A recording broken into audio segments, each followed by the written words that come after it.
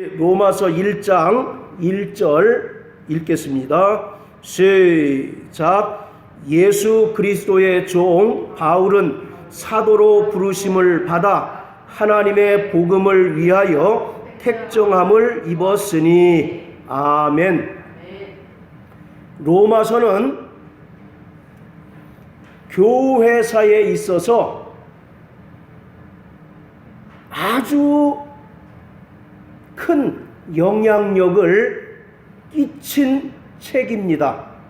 그래서 어떤 이들은 로마서를 제외한 다른 책들이 여자분들이 끼는 반지라면 로마서는 반지 위에 박혀있는 다이아몬드다 라고 이렇게 이야기할 정도로 이 로마서가 2000년 가까이 지나오는 기독교 역사에서 굉장히 많은 영향력을 끼쳤습니다. 그 중에서도 어거스틴이라고 하는, 그리고 마틴 루터, 감리교의 창시자인 요한 웨슬레 같은 사람들이 로마서를 통해서 회심하고 주의 일을 감당을 했어요. 어거스틴이라고 하는 사람은 기독교 역사에서 굉장히 큰 족적을 남긴 사람인데, 이 사람의 인생은, 회심하기 전에 이 사람의 인생은 한마디로 얘기하면 방황과 타락의 연속이었다. 어릴 때부터 동거녀와 동거를 해서 사생아를 낳습니다. 그리고 그 당시에 이단으로 치부되던 마니교에 굉장히 심취했던 사람이에요. 그래서 어거스틴의 엄마는 모니카라고 하는 여자인데, 이 사람은 신실한 믿음의 여인이었어요. 그래서 늘 자기 아들 어거스틴을 위해서 늘 눈물로 기도했던 사람입니다. 그래서 교회에서 늘 눈물로 기도할 때 당시의 교회의 주교였던 암브로스라고 하는 사람이 모니카에게 말하기를, 너무 염려하지 마십시오. 기도하는 자녀는 결코 망하지 않습니다. 라고 하는 유명한 명언을 남겼던 그런 일화가 있어요.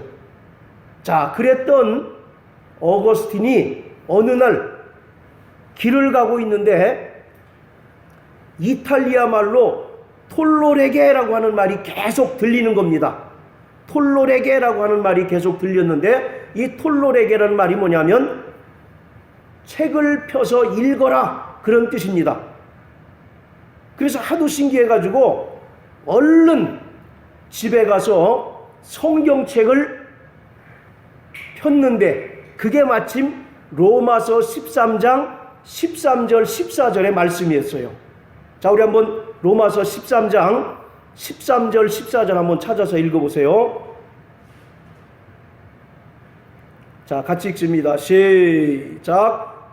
오직 주 예수 그리스도로 옷 입고 정욕을 위하여 육신의 일을 도모하지 말라. 14절까지. 13절 14절. 자, 됐습니다. 낮에와 같이 단정하고, 그런 말씀 있죠. 네. 그 말씀에 어거스틴이 감동이 된 거예요. 그래서 그 이전에 방황과 탈선과 타락의 생활을 접고 그때로부터 헌신자로 하나님께 쓰임을 받았습니다.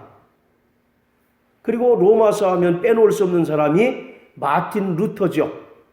이 사람은 천주교 사제였었고 당시의 신학교 교수였습니다. 그럼에도 불구하고 이 사람에게는 구원의 확신이 없었던 거예요.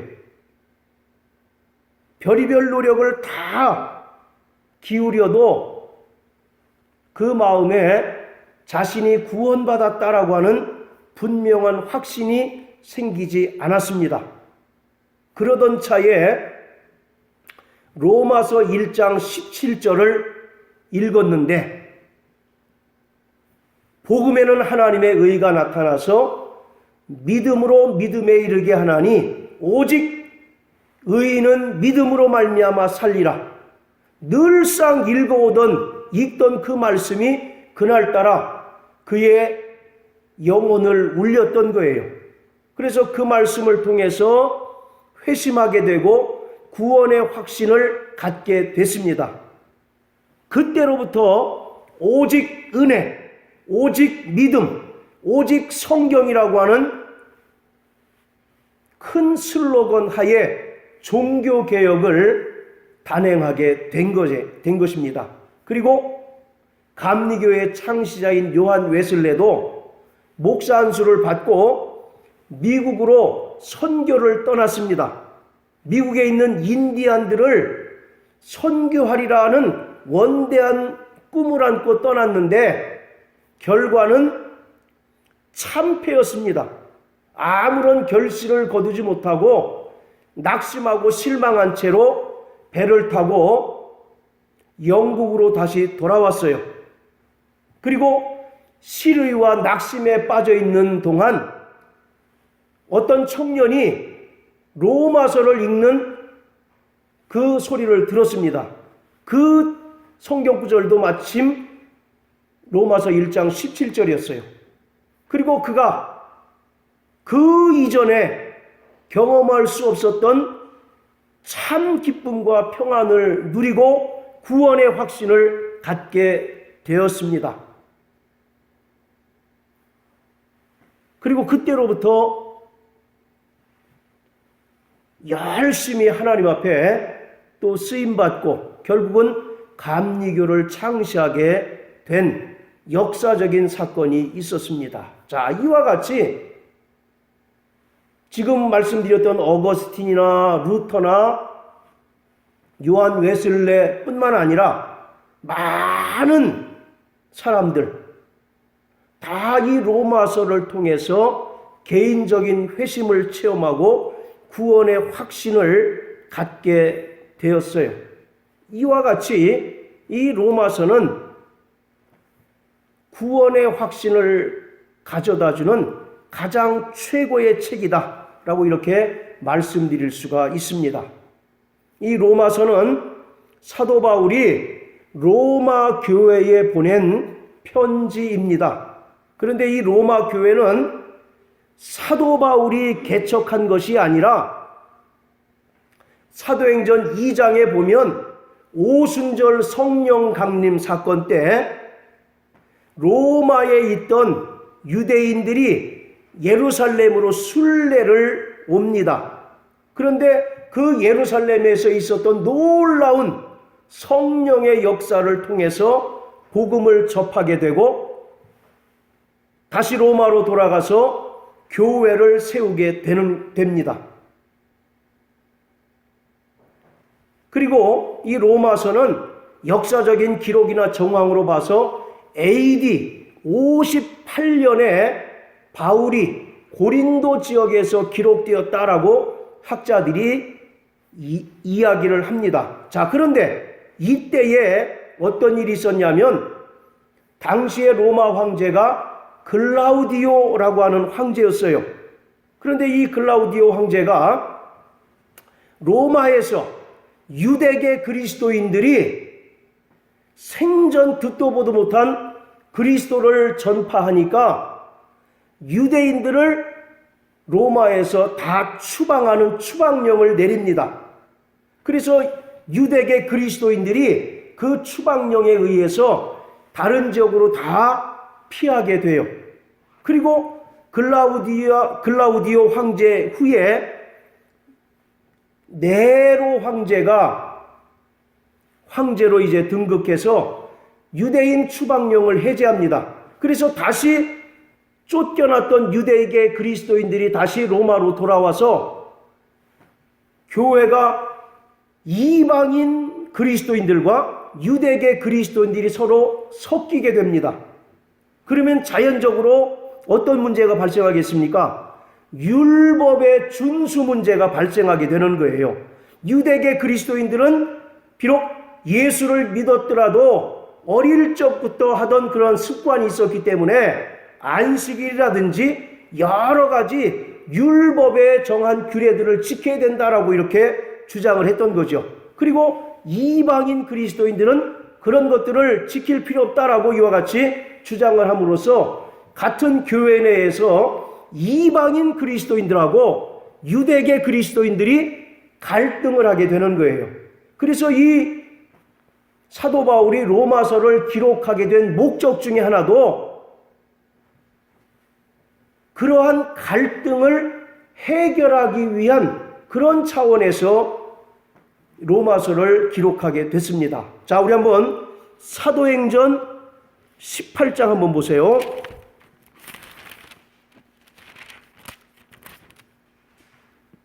사도행전 18장 1절 2절. 자, 시작. 이후에 바울이 아덴을 떠나 고린도에 이르러 아굴라라 하는 본도에서 난 유대인 하나를 만나니 글라우디오가 모든 유대인을 명하여 로마에서 떠나라 한 고로 그가 그 안에 브리스길라와 함께 이달리아로부터 새로 온지라. 바울이 그들에게 가매 브리스길라와 아굴라라고 하는 사람이 당시에 로마 교회 성도였습니다. 그런데 글라우디오 황제의 유대인 추방령에 의해서 고린도 지역으로 피신한 상태예요. 그런데 이 고린도 지역에서 누구를 만납니까? 사도 바울을 만나서 고린도 교회를 세우게 됩니다. 그리고 사도 바울은 이 고린도 교회에서 로마서를 기록해서 당시 고린도 교회 성도였던 베베라고 하는 여자가 있어요. 로마서 16장에 보면 베베라고 하는 여자가 있는데 이 베베라고 하는 여자를 통해서 로마서를 로마 교회에 전달을 하게 됩니다. 자, 그런데 그것이 중요한 것이 아니라 이 로마서 전체에서 가장 중요한 핵심 단어 2개를 꼽자면 하나님의 의와 성도의 구원이라고 할 수 있습니다. 자, 따라하세요. 하나님의 의, 성도의 구원. 로마서 전체를 통틀어서 가장 중요한 핵심 단어 2개를 꼽자면 하나님의 의와 성도의 구원이라고 할 수 있습니다. 그래서 아까 서두에 말씀드린 것처럼 하나님의 의와 성도의 구원에 대한 개념을 우리가 분명히 믿음으로 이해한다면 결코 로마서가 어려운 책이 아니다라고 하는 말씀을 드립니다.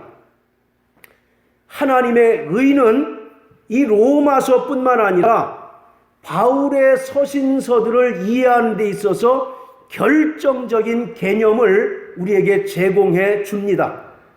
결론적으로 하나님의 의는 구원의 핵심으로서 사람이 마음으로 믿어 의에 이르고 입으로 시인하여 구원을 얻는다라고 이와 같이 주장하고 있는 거예요. 로마서 10장 10절의 말씀처럼 사람이 마음으로 믿어 의에 이르고 입으로 시인하여 구원 얻는다라고 하는 것을 설명하고 있는 것입니다. 자, 그런데 사도 바울은 이 하나님의 의를 헬라적인 개념과 히브리적인 개념으로 설명하고 있습니다. 여기서부터 굉장히 중요합니다. 자, 헬라적인 개념과 히브리적인 개념으로 하나님의 의에 대하여 설명하는데 먼저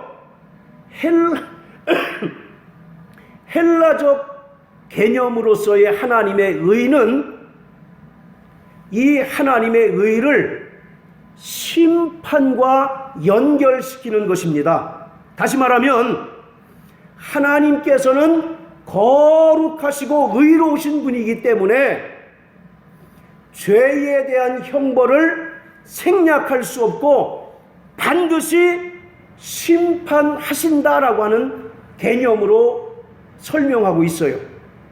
자, 우리 구약성경 예레미야 23장을 다 같이 한번 보십니다.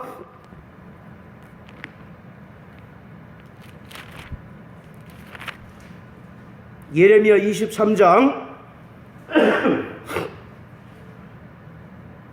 자 6절 다 같이 읽습니다. 시작. 그의 날에 유다는 구원을 얻겠고 이스라엘은 평안히 거할 것이며 그 이름은 여호와 우리의 의라 일컬음을 받으리라. 자, 하나님의 이름이 뭐라고 기록되어 있습니까? 여호와 우리의 의. 이것을 히브리어로 여호와 치드케누라고 이렇게 이야기합니다. 여호와는 우리의 의이시다. 여호와 치드케누. 이 말은 하나님께서 의로운 자들은 구원하시겠지만 불의한 자들에 대해서는 반드시 뭐 하신다는 겁니까? 심판하신다라고 하는 것을 설명하고 있는 것이에요. 자, 그리고 열왕기상 24장을 한번 보십니다. 열왕기상 24장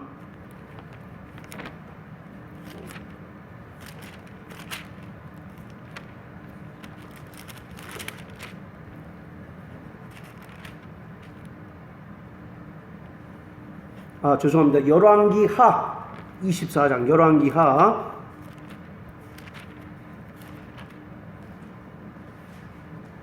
자 17절 다 같이 읽습니다. 시작. 바벨론 왕이 또 여호야긴의 아잡이 맏다니아로 대신하여 왕을 삼고 그 이름을 고쳐 시드기야라 하였더라. 여기서 시드기야라고 하는 인물은 남유다의 마지막 왕입니다. 그런데 남유다가 바벨론에 의하여 멸망당함으로써 시드기야의 두 아들이 아버지 앞에서 죽임을 당하고 시드기야 본인도 두 눈이 빠진 채로 쇠사슬로 묶여서 바벨론으로 포로로 붙잡혀간 그런 비운의 왕이에요. 자, 그런데 이 시드기야의 본래의 이름이 뭐라고 그랬습니까? 맏다니아. 따라하세요. 맏다니아. 맏다니아라고 하는 말은 여호와는 나의 선물, 그런 뜻입니다. 즉 하나님은 은혜로우시다라고 하는 그런 뜻이에요. 그런데 그 이름이 시드기야로 바뀌는데 이 시드기야라고 하는 말은 하나님은 의로우시다, 그런 뜻입니다. 그 말인즉슨 아무리 하나님의 은혜를 입고 하나님께서 사랑하시는 자라 할지라도 하나님 앞에 죄를 범하면 의로우신 하나님께서 뭐를 하신다는 겁니까? 심판하신다라고 하는 사실을 시드기야를 통해서 보여주고 있는 거예요. 그래서 남유다가 이 시드기야를 마지막 왕으로 해서 바벨론에 의하여 멸망을 당하고 포로로 끌려가게 되는 것이에요. 자, 이와 같이 헬라적 의미의 하나님의 의는, 하나님은 의로우신 분이시기 때문에 반드시 죄에 대하여는 심판하신다라고 하는 것을 알려주고 있는 것입니다. 그러니까 여러분들, 지옥에 대해서 부정하는 사람들이 있어요. 아니, 하나님께서 사랑의 하나님이신데 어떻게 지옥이 있을 수 있느냐라고 이렇게 얘기합니다. 여호와의 증인들이나 안식일 교회에 해당되는 사람들은 지옥에 대해서 부정합니다. 그러나 성경은 분명히 지옥에 대해서 말씀하고 있잖아요. 왜 지옥이 있습니까? 끝까지 하나님의 은혜를 거부하고 죄악된 삶을 살아가는 자들은 하나님께서 공의로 심판하셔서 형벌하신다라고 하는 것을 보여주고 있는 것이거든요.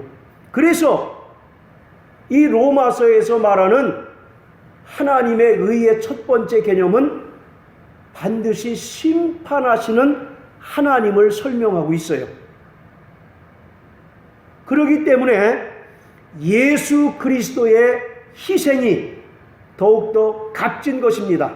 왜냐하면 예수 그리스도의 대속적인 죽음은 율법의 요구, 즉 사망을 완벽하게 충족시켰을 뿐만 아니라 하나님께서는 예수 그리스도의 피를 믿는 자들을 의롭다라고 여기신다라고 하는 겁니다. 이것이 바로 구원이라는 거예요. 따라서 칭의, 그것이 바로 구원이거든요. 그래서 헬라적인 의미에서의 구원은 죄사함 받는 것을 말합니다. 여러분들 구원이 뭡니까?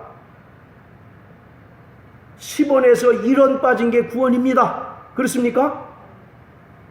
성경에서 말하는 구원의 첫 번째 의미는 죄사함 받는 거예요.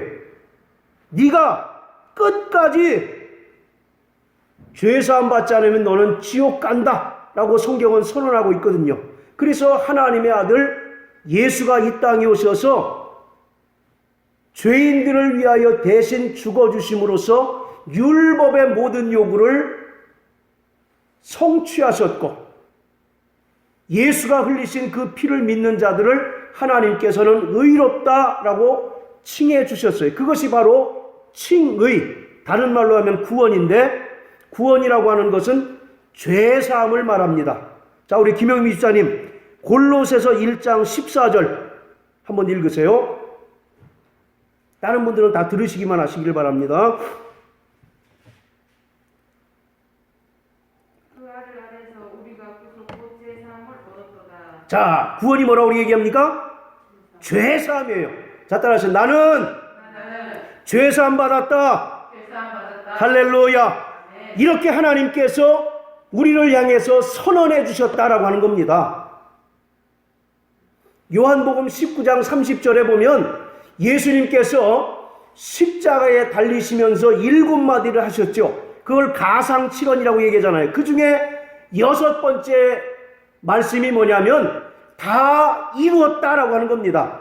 이 다 이루었다라고 하는 말은 헬라어로 테텔레스타인데, 이것은 당시에 상업적인 용어로 널리 쓰이는 말인데 대금을 다 지불했다라고 하는 뜻이에요. 이것을 예수님께서 하신 목적은 내가 너희의 모든 죄값을 다 지불했다라고 하는 것입니다. 할렐루야. 그래서 십자가에 달리셔서 죽으시고 부활하신 예수를 너희가 믿기만 하면 더 이상 너희는 죄인이 아니다라고 이와 같이 예수님께서 우리에게 말씀하고 있는 겁니다. 우리는 마귀에게 죄값에 팔린 자들입니다. 그런데 하나님의 아들 독생자 예수께서 인간의 모든 죄값을 대신 지불해 주셨죠. 그러므로 우리는 그 죄에서 자유한 자가 되었습니다. 마태복음 20장 28절에 보면 인자가 온 것은 섬김을 받으려 함이 아니라 도리어 섬기려 하고 자기 목숨을 많은 사람들을 위하여 뭐로 주시기 위해서요? 대속물로 주기 위함이다. 대속이 뭡니까? 대신 빚 갚는 거예요. 우리는 도무지 갚을 능력이 없어요. 그 원죄의 값이 얼마라고 그랬습니까?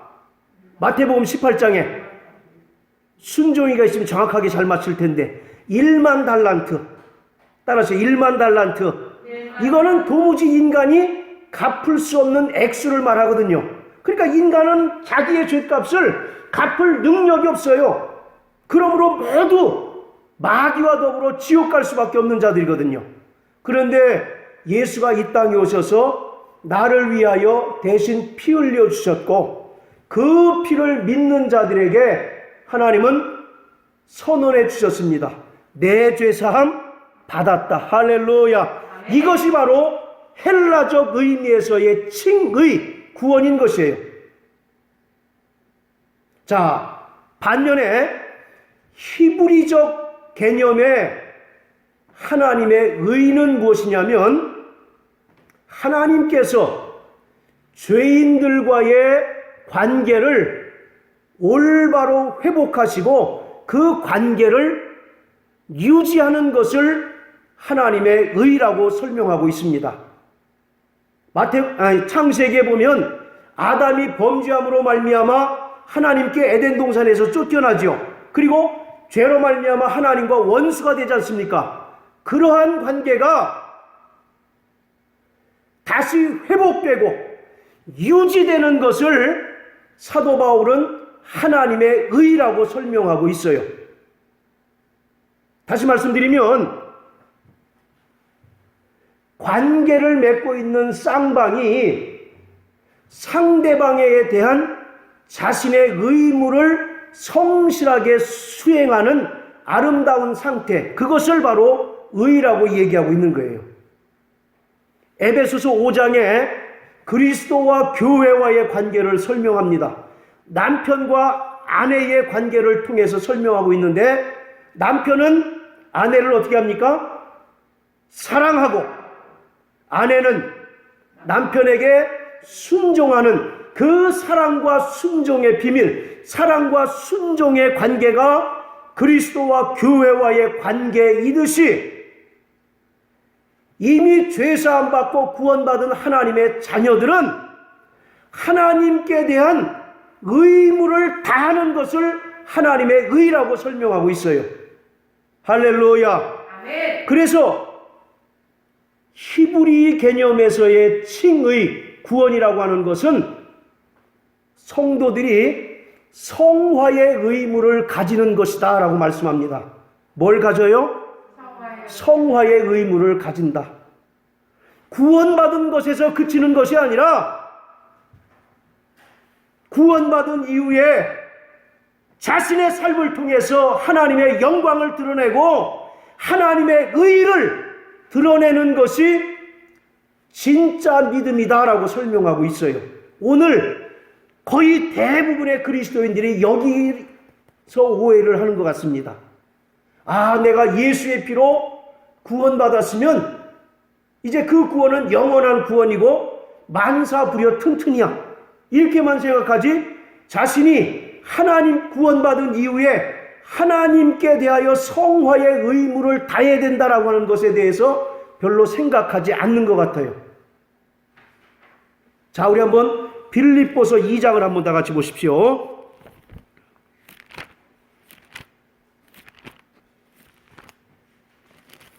빌립보서 2장 12절.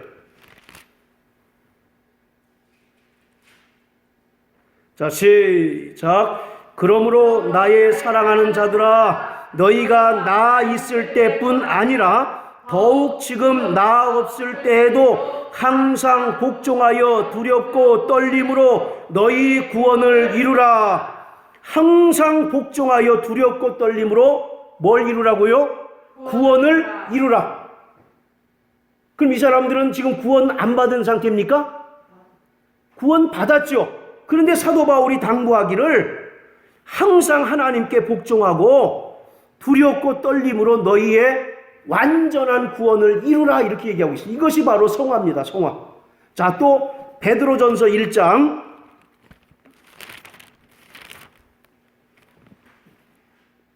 15절 16절 시작. 오직 너희를 부르신 거룩한 자처럼 너희도 모든 행실에 거룩한 자가 되라. 기록하였으되 내가 거룩하니 너희도 거룩할지어다 하셨느니라. 할렐루야. 여러분들 구약에 보면, 특히 레위기에 보면 하나님께서 이스라엘 백성들에게 가장 많이 당부하시는 게 뭡니까? 거룩하라는 겁니다. 그래서 레위기는 일명 거룩의 책이에요. 거룩이란 단어가 제일 많이 나오는 책이 레위기입니다. 레위기. 계속 너희 모든 행실이 하나님처럼 거룩해라. 그래서 16절도 어떤 말씀을 인용했느냐면 레위기 11장 44절 그리고 19장 12절 20장 7절을 인용을 했어요. 자, 이와 같이 우리가 구원받았으니까 내 마음대로 살아야 된다. 맞습니까? 틀립니까? 구원받은 이후에 우리 성도들에게는 무슨 의무가 있다고요? 성화의 의무가 있다. 하나님의 말씀에 철저히 복종하고 하나님의 거룩하심과 같이 거룩해야 하는 성화의 의무가 우리 성도들에게 있다라고 하는 겁니다. 자, 다시 요약합니다. 로마서에서 이야기하는 하나님의 의는 우리가 두 가지 개념으로 이해해야 된다. 하나는 죄에 대한 심판으로 이해하고, 그래서 우리는 예수가 내 죄를 대신 갚아주셨기 때문에 헬라적 개념으로서의 구원은 우리가 죄 사함 받은 것입니다. 자, 반면에 히브리적 개념의 하나님의 의는 하나님과의 관계를 온전히 회복하고 유지하는 거예요. 그러기 위해서 구원받은 성도들이 어떤 의무가 있습니까? 하나님 말씀을 순종하고 모든 행실에서 거룩해야 하는 성화의 의무를 지닌다. 그것이 로마서와 바울 서신에서 이야기하는 하나님의 의의 개념이에요. 오늘 이것을 잘 이해하시기를 바랍니다. 자, 그리고 두 번째, 오늘 로마서에서 사도 바울이 이야기하는 세 가지 구원이 있습니다. 우리가 받은 구원이 몇 가지라고요? 세 가지. 그것이 각각 따로따로 떨어진 것이 아니라 연속되는 것을 의미하고 있는 거예요. 자, 첫 번째, 따라하세요. 칭의 또는 중생이라고도 합니다. 그리고 두 번째는 성화. 따라하세요. 성화. 세 번째는 영화. 이 세 가지 구원이 있어요. 칭의는 과거적 의미에서의 구원이고, 성화는 현재 진행형의 구원입니다. 그리고 영화라고 하는 것은 미래적 의미의 구원을 말하고 있어요. 자, 먼저 칭의는 예수 그리스도의 대속적인 죽음으로 말미암아 하나님께서 우리를 의롭다라고 선언하셨기 때문에 이미 완성된 구원, 그리고 우리의 영적인 신분이 변화된 구원을 칭의라고 얘기합니다. 자, 칭의가 뭐라고요? 따라서 예수 그리스도의 대속적인 죽음으로 말미암아 하나님께서 우리를 의롭다 여기셨기 때문에 이미 완성된 구원이고, 우리의 신분이 영적 신분이 변화된 구원이다. 우리가 과거의 영적 신분은 뭐였습니까? 마귀에 속한 지옥 자식이었죠. 너희는 본질상 진노의 자식이더니 라고 에베소서 2장에 얘기하잖아요. 그러나 이제는 예수 그리스도가 우리를 사망에서 생명으로 옮기심으로 사랑의 아들의 나라로 옮기셨다라고 말씀합니다. 자, 골로새서 1장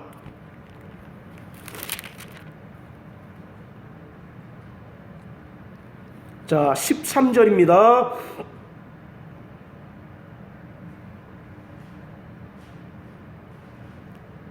시작. 그가 우리를 흑암의 권세에서 건져내사 그의 사랑의 아들로 옮기셨으니 할렐루야. 우리가 과거에는 본질상 진노의 자식이더니 예수 그리스도의 대속의 은혜로 말미암아 우리가 구원받은 이후에 우리의 영적인 신분이 하나님의 자녀, 또 하나님의 나라를 상속받을 후사가 되었습니다.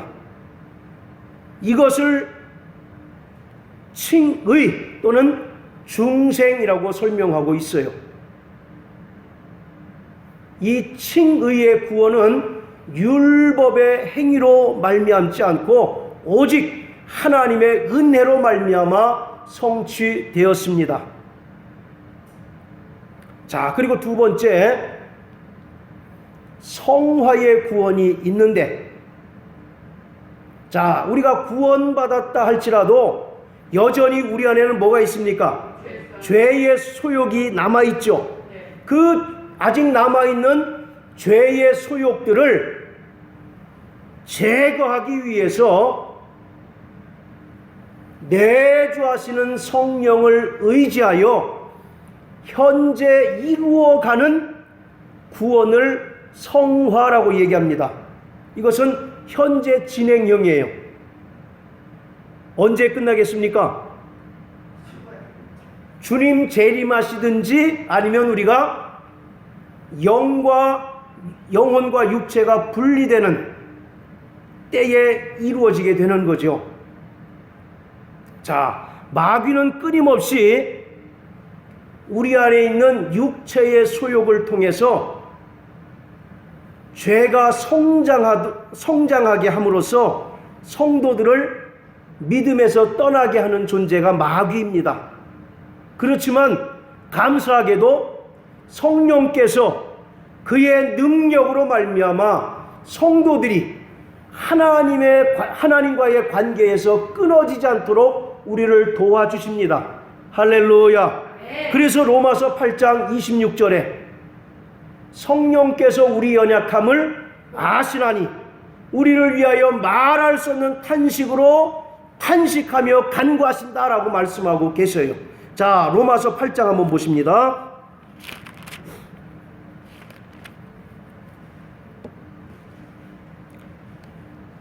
우리가 26절은 제가 말씀을 드렸고요. 자, 35절부터 39절까지 우리 좀 긴데 다 같이 읽습니다. 시작. 누가 우리를 그리스도의 사랑에서 끊으리요? 환난이나 곤고나 핍박이나 기근이나 적신이나 위험이나 칼이랴.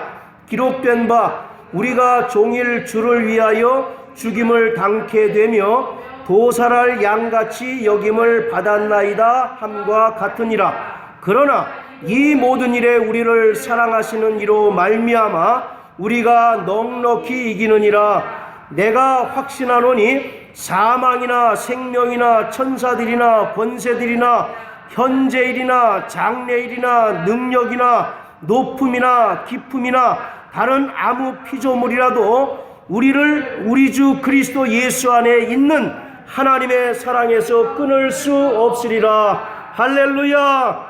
아멘. 마귀는 끊임없이 우리 안에 있는 육체의 죄성을 통해서 우리를 하나님과 멀어지게 만듭니다. 마귀가 뭡니까? 디아볼로스 아니에요. 이간하는 자. 창세기에 하나님과 아담을 이간하더니 오늘날도 구원받은 성도들에게 여전히 남아있는 육체의 죄성을 이용해서 죄가 자라게 만듭니다. 그러면 죄가 자라게 되면 자연히 하나님과 우리 성도들 간의 사이는 벌어지겠습니까? 더 밀착되겠습니까? 더 벌어질 수밖에 없죠. 그래서 종국에는 하나님과의 관계가 끊어질지 모르는 거예요. 그런데 누가 우리를 도와주셔요? 성령이 우리를 도와주십니다. 그래서 금방 읽으셨던 말씀처럼 우리를 사랑하시는 그 하나님의 사랑을 어느 누구도 끊을 수 없다라고 얘기합니다. 38절에 보면 사망이나 생명이나, 여기서 사망은 뭘 얘기를 할까요? 저는 마귀로 봅니다. 여전히 사망의 세력을 가졌다라고 거짓말치는 마귀가 우리 안에 있는 죄성을 교묘하게 이용해서 우리를 막 부추기는 거죠. 달콤한 유혹의 말로 우리를 부추겨서 하나님과 멀어지게 하는 이간계를 쓰는 거죠. 그러나 안심하시길 바랍니다. 날마다 성령께서 우리를 도우십니다. 그렇기 때문에 우리 성도들이 성령 충만해야 되는 근본적인 이유는 우리에게서 많은 은사가 나타나도록 하기 위해서도 아니고 하나님과의 그 관계가 끊어지지 않도록 하기 위해서입니다. 우리가 성령을 의지하지 않고서는 100% 우리는 질 수밖에 없어요. 베드로후서에 보면 진자는 이긴 자의 종이 될 것이다 라고 말씀한 것처럼 우리는 성령으로 자신의 육체의 소욕을 다스리고 제어하고 죽이지 못할 때에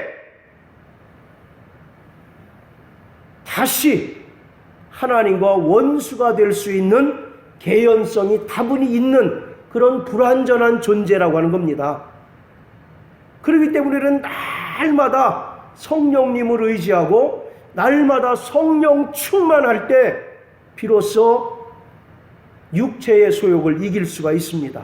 갈라디아서 5장에 제가 잘 인용하는 말씀이 있죠. 우리 안에 있는 육체의 소욕과 또 하나 무슨 소욕이 있어요? 성령의 소욕이 있어서 둘이 갈등하고 충돌함으로 인해서 너희가 원하는 것을 하지 못하게 한다라고 말씀합니다. 자, 또 로마서 6장 19절 한번 읽으십니다.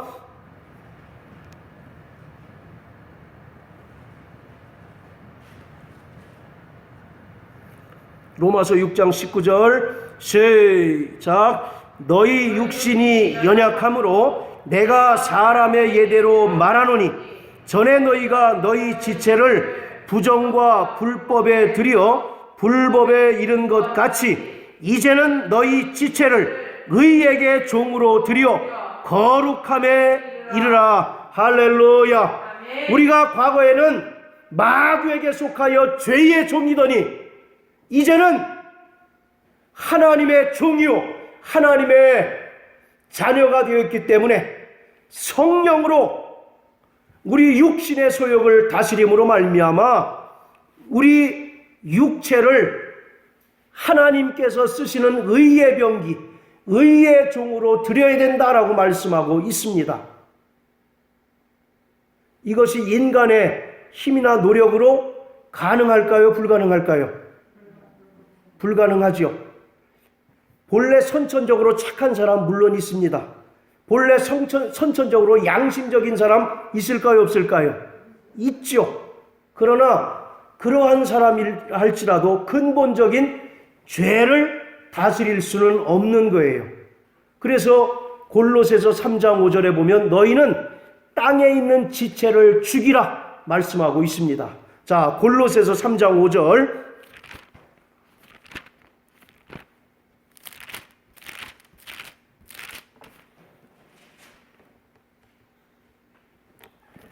자, 골로새서 3장 5절 6절입니다. 시작. 그러므로 땅에 있는 지체를 죽이라. 음란과 부정과 사욕과 악한 정욕과 탐심이니 탐심은 곧 숭배니라. 이것들을 인하여 하나님의 진노가 임하느니라. 또 고린도후서 6장 9절 10절에 보면 이러한 여러 가지 죄악들을 범하고도 회개하지 않으면 하나님의 나라를 유업으로 받을 수 없다라고 성경은 우리에게 경고하고 있습니다. 자, 따라하세요. 나 영혼아, 날마다 성령 충만하자. 할렐루야. 우리는 성령 충만 그러면 자꾸 어떤 은사를 먼저 생각하기 쉽습니다. 그러나 우리가 성령 충만할 때 내 안에 있는 죄의 속성들을 죽이고 제어하고 이길 수가 있어요. 그래야 하나님과의 관계가 끊어지지 않습니다. 성화의 삶을 온전히 살아갈 수가 있어요.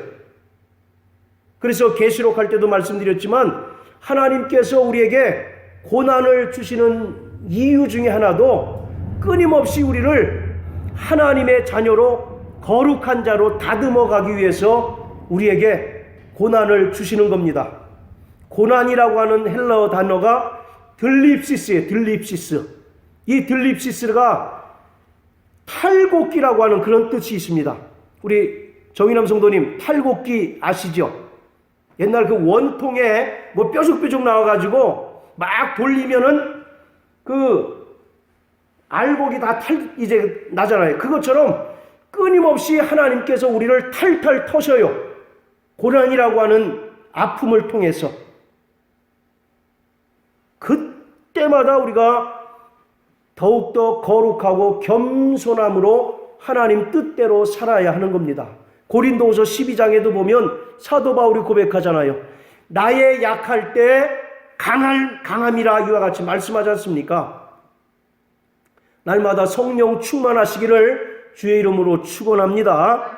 자, 그리고 마지막 세 번째 구원, 영화라고 하는 구원이 있는데 이것은 반드시 영혼과 육체가 분리되어서 썩지 않을 새로운 몸으로 변화되어 부활의 몸을 입는 것을 영화라고 얘기합니다. 성도들도 언젠가 육체적인 죽음을 맞이하게 되겠죠. 그 육체적인 죽음을 통해서